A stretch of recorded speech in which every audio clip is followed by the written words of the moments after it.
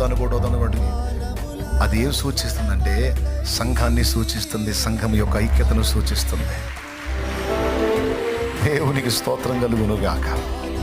కుటుంబాలకు సూచిస్తుంది, క్రైస్తవ కుటుంబాలకు సూచిస్తుంది. ఒకళ్ళకొకళ్ళు సంబంధాలు లేని బతుకులు బతకూడదు. కలిసి ప్రార్థించటం, కలిసి మాట్లాడుకోవటం. అవి చూడండి,